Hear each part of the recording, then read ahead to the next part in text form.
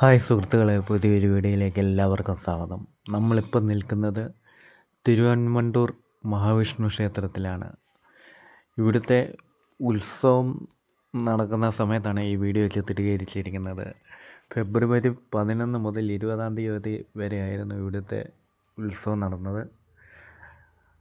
ആ സമയത്ത് ശിവരാത്രിയും പിന്നെ മറ്റ് ജോലി തിരക്കുകളും കാരണം വീഡിയോ അപ്ലോഡ് ചെയ്യാൻ സാധിച്ചില്ല.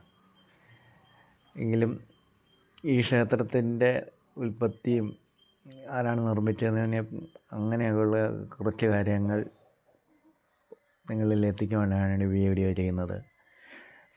പഞ്ചപാണ്ഡവരിൽ ഒരാളായ നകുലനാൽ സൃഷ്ടിക്കപ്പെട്ടു എന്ന് കരുതപ്പെടുന്ന ഒരു ക്ഷേത്രമാണ് ഇത്.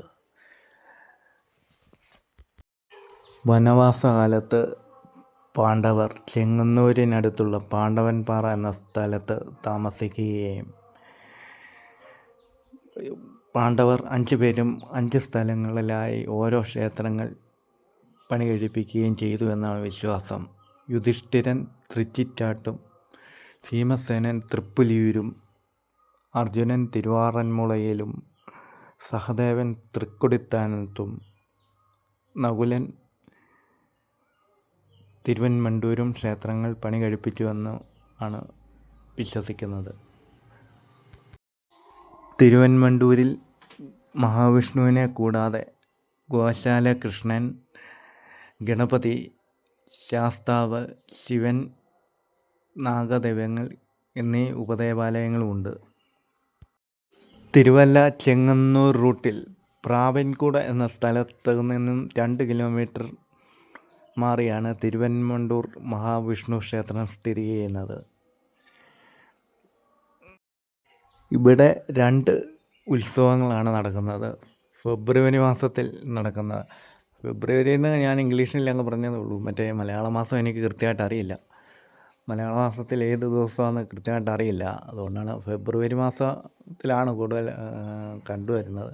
കഴിഞ്ഞ വർഷവും ഫെബ്രുവരിയിലായിരുന്നു. പിന്നെ ഗോശാല വിഗ്രഹലബ്ധിയോടനുബന്ധിച്ച് നടക്കുന്ന ഉത്സവം അത് ഏപ്രിൽ മെയ് മാസങ്ങളിലായിട്ടാണ് നടക്കുന്നത്. മെയ് മാസത്തിലെ മെയ് 18 തീയതി ഗജമേളയോട് കൂടി സമാപിക്കുന്ന രീതിയിലാണ് ആ ഉത്സവം നടക്കുന്നത്. എല്ലാ വർഷവും മെയ് 18 ഗജമേളയോട് കൂടി സമാപിക്കുകയാണ് ആ ഉത്സവത്തിൻ്റെ പതിവ്. ഗോശാലകൃഷ്ണൻ്റെ വിഗ്രഹം കണ്ടെടുത്ത കുളം ഈ ക്ഷേത്രത്തിന് സമീപത്ത് തന്നെയുണ്ട്. അതിനെ ഭസ്മക്കുളം എന്നാണ് അറിയപ്പെടുന്നത്. ഇവിടെ ഉത്സവകാലത്തും അല്ലാത്ത സമയങ്ങളിലും നിരവധി ഭക്തജനങ്ങളാണ് തീർത്ഥാടകരായിട്ട് എത്തുന്നത്. ദൂരസ്ഥലങ്ങളിൽ നിന്ന് തീർത്ഥാടനം നടത്തുന്ന അനേകം ഭക്തർ ഈ ക്ഷേത്രത്തിൽ എത്താറുണ്ട്.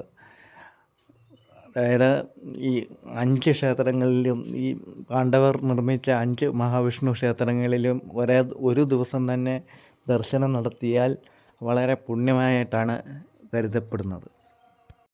ഇത്രയൊക്കെ കാര്യങ്ങളെ എനിക്ക് ഈ ക്ഷേത്രത്തെ പറ്റി അറിയുള്ളൂ.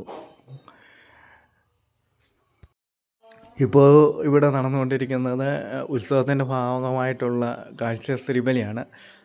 ശ്രീഭൂതബലിയും കാഴ്ച ശ്രീബലിയാണ്. ഇവിടെ ഇപ്പോൾ ഇത് ആനപ്പുറത്തല്ല നടക്കുന്നത്. ഉത്സവത്തിൻ്റെ അവസാന ദിവസങ്ങളിലൊക്കെ ആന വരത്തുള്ളൂ. ഇപ്പം ഗരുഡ വാഹനത്തിൻ്റെ പുറത്താണ് ശ്രീബലി നടക്കുന്നത്. വീഡിയോ ഇഷ്ടമായെങ്കിൽ ലൈക്ക് ചെയ്യുക, സബ്സ്ക്രൈബ് ചെയ്യുക.